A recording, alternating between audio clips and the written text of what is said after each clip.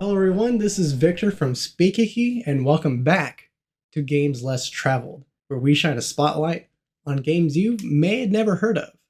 And it's good to be back. Today we're talking about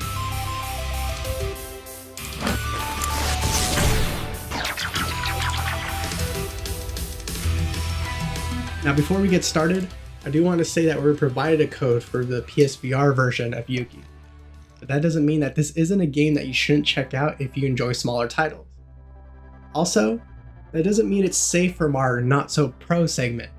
So with that said, let's get on with the show.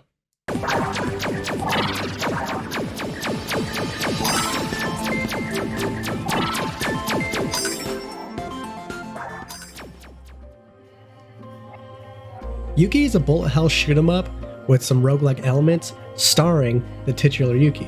My air quotes is because of the very nature of this type of VR game and the game itself. That is, you, the player, must help Yuki defeat the Yoke aliens and return the power of the Starflower that prevents the chaos. Players have to shoot and dodge across 6 stages, taking advantage of every power-up and charm that you manage to grab to defeat the ultimate evil. But as a game that's meant to slowly power you up, being defeated is part of the game's way of showing your progress and triumph. Alright, on to pros and not so pros. When first grabbing a hold of Yuki, the immediate idea is that this one-to-one control over her flight is action figure-like. And how is it not? Yuki's design is small, sharp, and colorful, let alone the fact that she shoots beams, missiles, and projectiles from her hands. It makes me wish I owned this figure in real life. But dreams aside, this way of having direct control of Yuki is very intuitive despite not being as simple of a concept as shooting and aiming a virtual gun. Like playing pretend, you can hold up your action figure and blast away those enemies.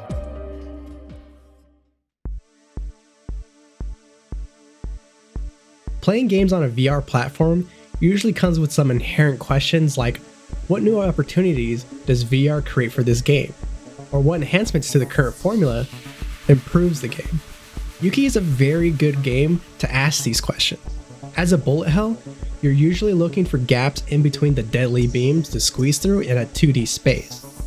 But in Yuki, not only is there 3D movement for this super powered badass, the player themselves can move about in the virtual environment. Additionally, the perspective the player has in the world is the camera itself, allowing players to look at the battlefield from any angle. The game Yuki uses this idea by having giant objects fly from all sorts of directions, making the player think about more than what's in front of them. Projectiles require you to look around the world in every which way to understand the best way to dodge and react. Shifting around your real-life play space gives Yuki more room to escape the endless barrage of killer beams.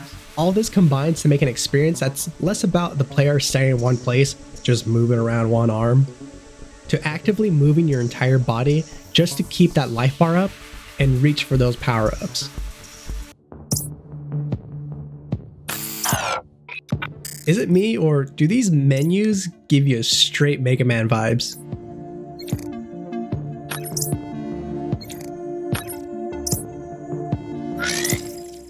Either way, Yuki really knows how to set up some sci-fi action adventure tunes. The very beginning has this very whimsical spirit that drives home that play pretend with your action figure themes.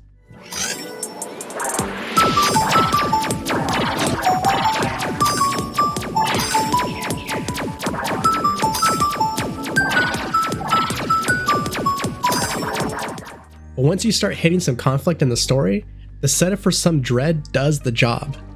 I mean, listen to this first boss. It's some real space opera stuff, complete with cellos and grand pianos.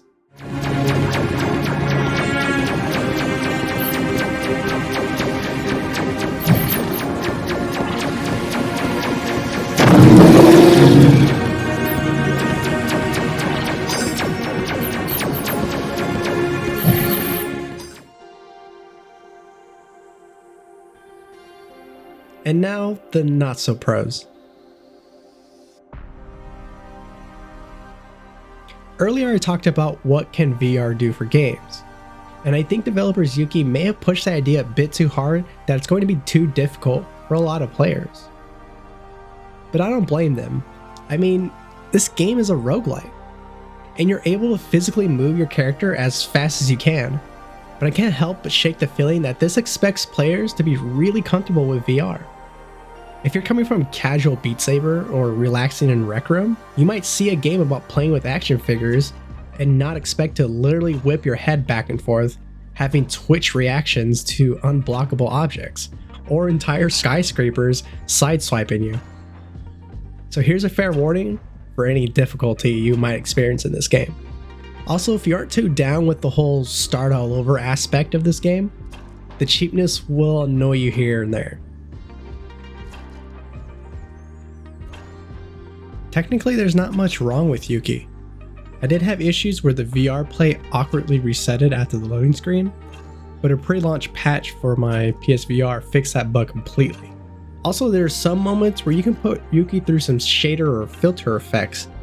That's clearly out of bounds stuff that would be hard to stop given the free motion that players have. There's also some stuff that's not even the game's fault, but the platform itself, PlayStation VR. The camera-based tracking looks for the colored bulbs on the headset and the controllers.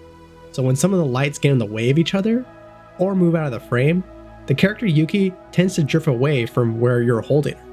Not such a fun time when you have an avalanche of bullets to escape from.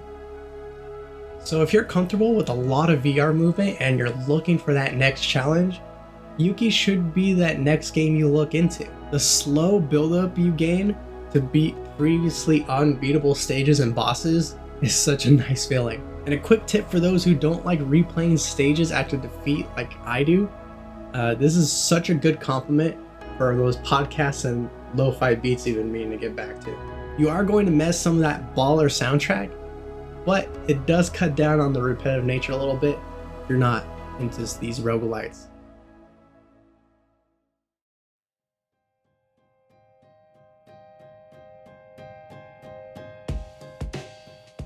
Thank you guys so much for watching. It's been great getting back into video, especially doing reviews like this. So if you have an idea for a smaller indie title that you just don't see that much coverage of or want to know more about, be sure to leave down a comment and we'll go check it out. So until next time, happy travels.